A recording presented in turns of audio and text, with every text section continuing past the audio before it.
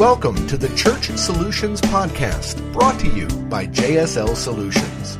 The Church Solutions Podcast is designed to help equip you and your church in the use of technology and other tools and services. And now, here are your hosts, Steve Lacy and Phil Thompson. To another edition of the Church Solutions Podcast. Hi, my name is Steve Lacy. And I'm Phil Thompson. Good to be with you today. It's a beautiful day in Tucson, Arizona. It is. Yep. We're having fun here, and we are a tech company called JSL Solutions. And just for the record, what in the world do we do? We provide live streaming, mobile apps, and church management systems. That's right. And we have live streaming. I always like to plug us. You don't like to do this, but I like to plug us at the very beginning of the podcast. Just like, because we only have a few seconds before we lose people.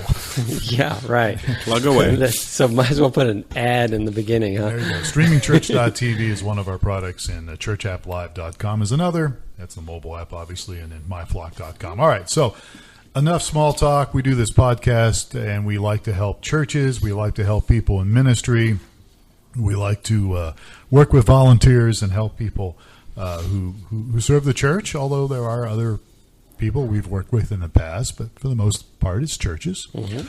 And today we have a special guest. We do.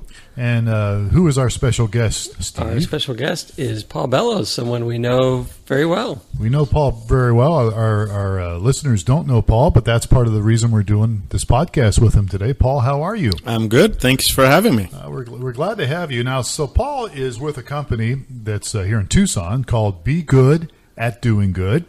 That's right. And you're actually going to write a book, or you are in the process of writing a book that we'll maybe touch on a little bit during our podcast here. That's right.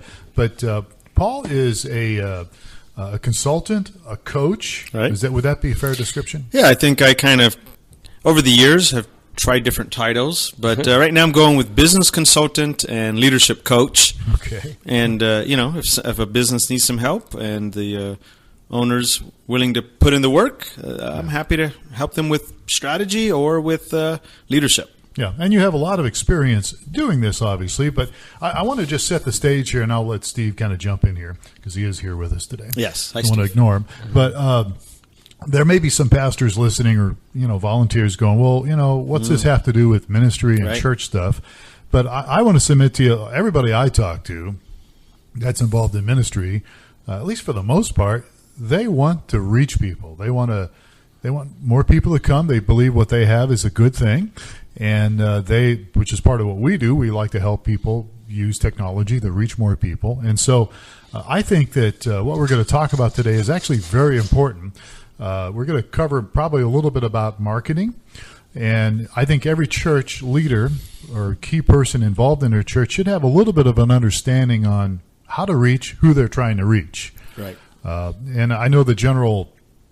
Sometimes when I ask pastors about reaching people, who you're trying to reach, well, their statement is usually, I'm trying to reach everybody, which is I understand that, but sometimes you got to drill down a little more to be more effective. Sure.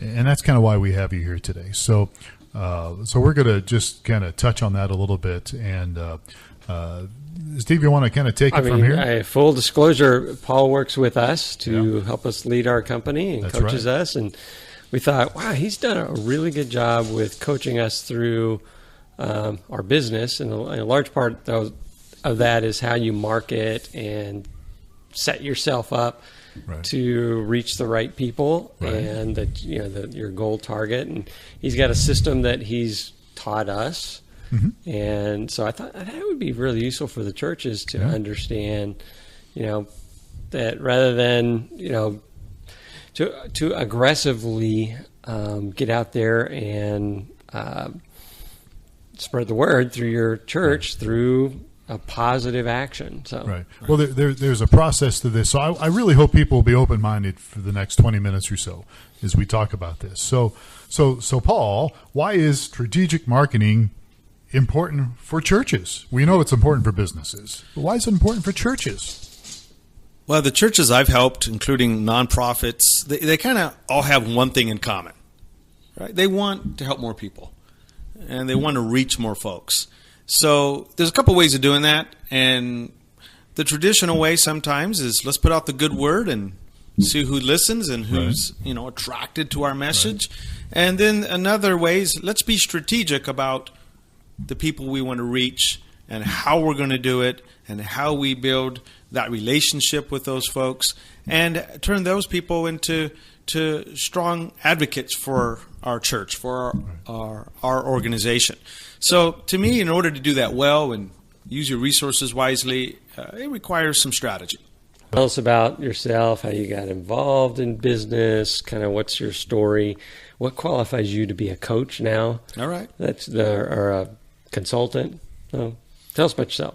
Well, let me tell you a little bit, just a quick story. My parents were missionaries in Thailand. And so when I was 15, we moved to Thailand and became a missionary family and lived in a fishing village. And so we had an opportunity to meet all types of people and really created some wonderful relationships and friendships during our time in Thailand. And that eventually led me to come back to the States and study business at the University of Arizona. And I was an accidental entrepreneur, meaning I owned a restaurant and really wasn't,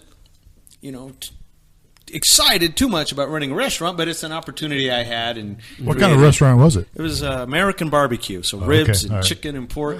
And we need that place. We do need that place. We won the best ribs in Arizona 2 years in a row. And what I did learn, though, is restaurants are hard business. And I was just a kid, and I learned a lot, but eventually I got out of that restaurant business and got into high tech. Mm-hmm. And it was kind of a 15-year journey into semiconductor test equipment, and I really was able to travel the world and use my degrees. I have a business degree and a master's in Asian studies, and I was able to use those degrees to grow my tech businesses. Mm-hmm. And that was a lot of fun, and I learned the basics of what I thought was necessary to grow a small business into one that's maybe scalable and thriving. And I applied those concepts to nonprofits and churches and for-profit businesses. And you lived overseas quite a while, right? I lived overseas. Was your company headquartered overseas? We had our headquarters in Singapore. Okay. And so I spent, out of those 15 years, I probably spent a third to half of my time traveling and living throughout mostly Asia. Mm-hmm. We had offices throughout Europe as well, but most of my emphasis was on our growing expansion into the Asian markets, the Pacific Rim, and Greater China, and it was a good, wonderful experience. And you learn how to do things well, and you learn from your mistakes as well. That's the best, most costly way. That's right. I'm a hard-headed guy, and yeah, but see, it's better for us to learn from your mistakes. There you go. That's right. That's right. I agree with that. So then you got into consulting after the technology business. I had the technology business, and I decided at some point I was just at a point in my life where I was kind of burned out, and I thought I could sell the company, and I did that. And took a year off, decided my golf game wasn't very good, and maybe there was something else I needed to do for a while, and started thinking about next steps. What am I going to do? What investments I want to make? What opportunities are there? And I said, what do I really, really enjoy doing? So I enjoy putting teams together, and I enjoy putting strategies for that team to execute. And so I said, what is that? What do people do that work with people and put teams together and build strategies? And I decided that's a consulting type of gig that I could really get excited about. And I really wanted to work with organizations that had a component of wanting to grow the business, but also give back. Mm-hmm. Give back to the community, to causes they care about. So I really made sure that I connected the strategy and the people development with the giving back component. So all my clients are expected and excited about growing their organizations and giving back to the people and the community they care about. Yeah, that's good. That's good stuff. All right, so can we get to my question? Sure. What was your question? I forget now. What was it? It was about why strategic marketing, I think, is important for churches. I mean, we know it for businesses. Did you already answer it? See, I'm lost already. Well, I'm not sure that even businesses recognize there's a difference between marketing and strategic marketing. So there's a way to, and we were doing some of both in the past. And so I was kind of emphasizing that there's a system and a way you can implement things that make a lot of sense that you've authored and we've been applying. And so I wanted to, share that. And can you explain that process in a kind of a sentence or two? Well, let me first explain what I see a lot of organizations do is they skip the market strategy part, and they go to marketing. So marketing is they create communication brochures or a website, or they do a blog or a social media campaign, and they really kind of just blast it out to everybody and hope some of it sticks. Whereas strategic marketing is first at realizing who's your best fit clients or the best fit people that you can make an impact in. It could be a population that shares something in common. So we don't want to make the mistake of skipping the most important part is the who.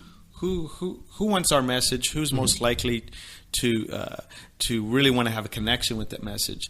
And then once we identify that, which I call market segment, and market segments are usually defined in three different ways. So one's geographic, right? You could say within this town or within this city or this region of the country. That's a very defined geographic. It has boundaries and borders. Mm-hmm. The second part is demographic.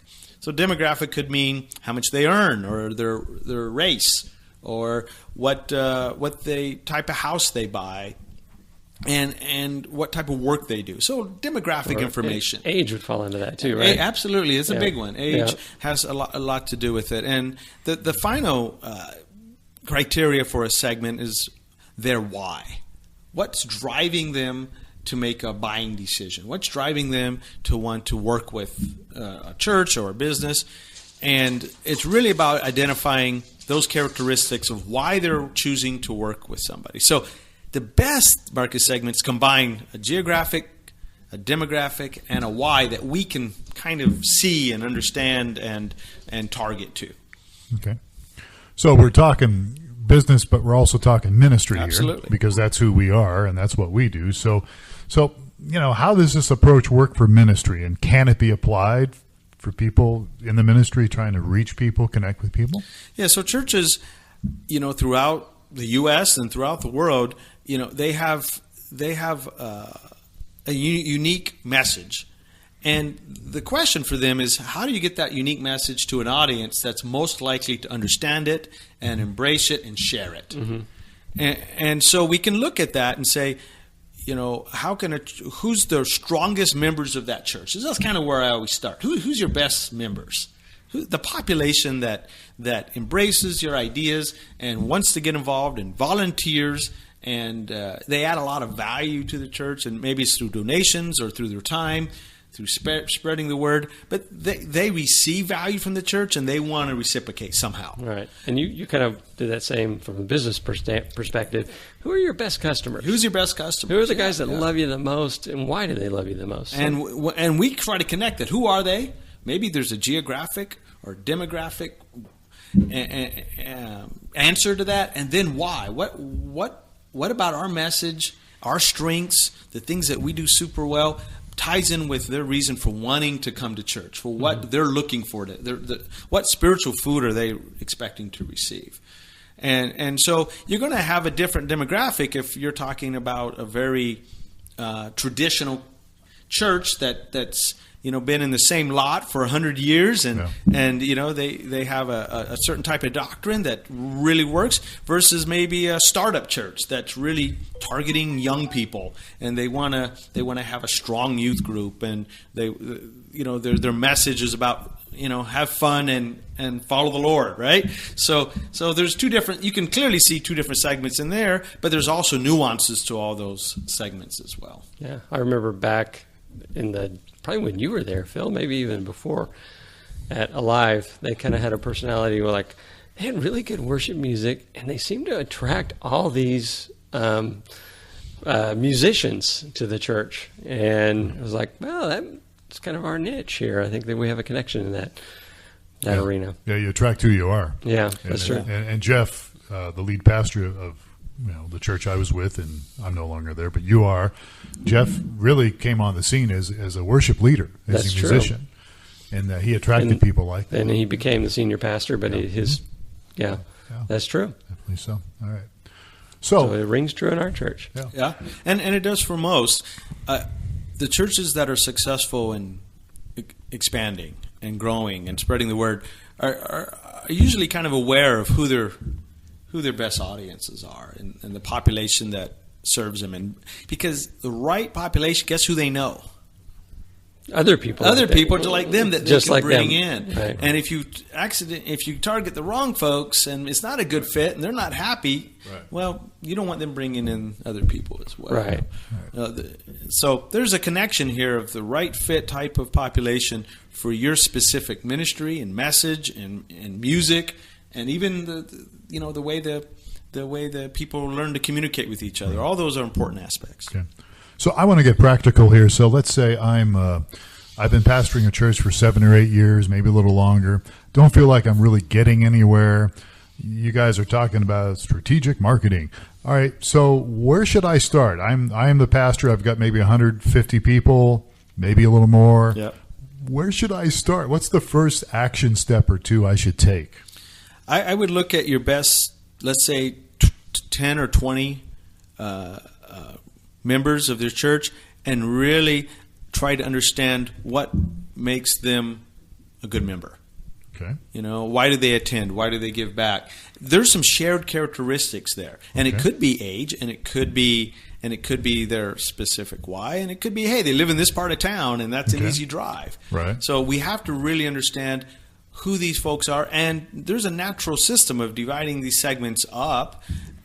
So this group, what you're getting to, I think, is, this group would be one of the segments, right? One of your key segments. Yeah, it could be one of your key segments. That you'd kind of, we went through this with years ago as well. I think a lot of churches, they kind of identify what's the perfect attender at our church look like.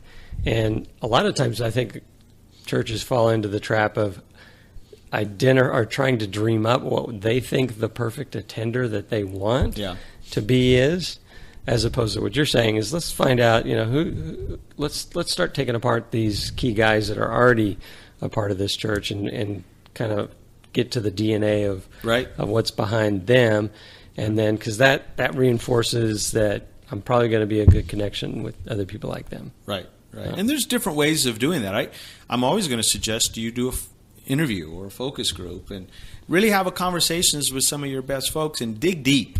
There's a why there that perhaps isn't always obvious to the untrained eye. So marketing starts with, let's gather information, let's research, and that research should start with your own members, your best members.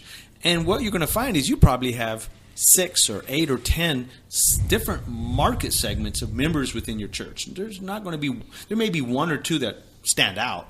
Right. And ultimately, maybe you only target 3 segments. Because of your resources and time and energy, and you're like, these are my top 3 segments, and they bring people in, and we want more of them. But you got to understand their DNA, as you said. What happens if I do say, wow, I've got a bunch of elderly people here, and we want to attract this other group, and how do I start market to this younger group? I guess it's not a winning formula, right? If you're trying to reach a market that you don't connect with yet. Well, it's going to be tough. It's going to be tough. And churches and other service organizations that I've helped have this issue of an aging population and trying to fill it back up. And so there has to be a connection between what the older population wants and what the newer or the younger folks want. And sometimes that's about the delivery of the message, meaning the actual Sunday morning service. What does that look like? So it would be difficult to target a segment that your service doesn't connect with. Right. You may have to evaluate what is our music or what is our agenda each Sunday or how long are the services. So if you think you're looking at a segment that's really good for you and it's not a big part of your current church, you have to look at the way you're doing things. Right. And if you're doing things well and it's just a matter of, hey, we got strong members here, then that's a different problem than our church is graying and we don't have a good solution. Right. So, okay, back on your original topic, let's say you've identified your members and it falls into I guess you divide them into 3 categories or whatever, sure. maybe 3 to 6 or so. Right. And these have become your market segments. And what do? Do you write characteristics of why you're trying to find what the connection is, or what makes them unique? Or? The unique connection that they all share. Demographic, geographic, or their why. And I'm trying to connect all those things. And, they're going to share some characteristics. And it could be age, and it could be the part of town. And most importantly, why do they come here week after week? And that's where you dig deep, because that's where the magic's at. Because if you understand their why for wanting to be part of your church, you can turn that into a message. Mm. Their why, for example, they say, I love because my kids can go to Sunday school, and when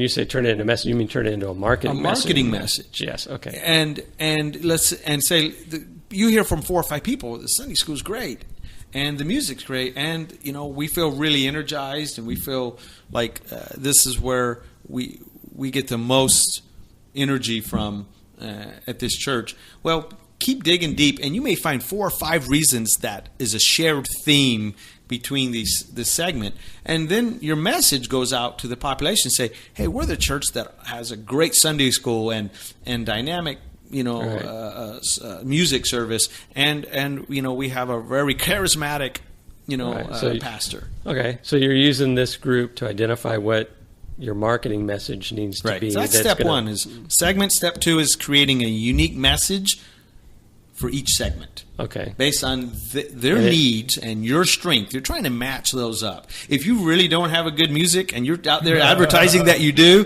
that may backfire on you, right? It will backfire. So your strength has to match their need, and that's where that message, create that unique message for each segment. Okay. So that's step 1. Yep. Well, actually, the first step is the segments. Yes. So what's after that? So I've got some messages together. I got my segments identified, and I know what message applies to each segment, and I don't want to mix those up. You don't want to mix them up too much. You may find there's a general message that kind of identifies all the segments. They kind of like everything. There's 1 or 2 things that they all agree on. So that's kind of your general message that you could put out there. But a specific message for each segment is very effective. Okay. So the third thing I call communication mix. And communication mix is, how do these people like to be communicated with on a regular basis with our marketing message? Right. Okay. So these are well, I guess these are the people that attend or that are from this body. What is their channels that they use to communicate? That's right. Are they on the internet? Or they like getting texts, or they prefer a phone call, or they look at the newspaper, or whatever it may be? Okay. And a lot of the marketing communication mix does have to do with the demographics. I've been to churches where there had to be a 3, 4, 5-page agenda for the whole service, right? Printed out. Okay.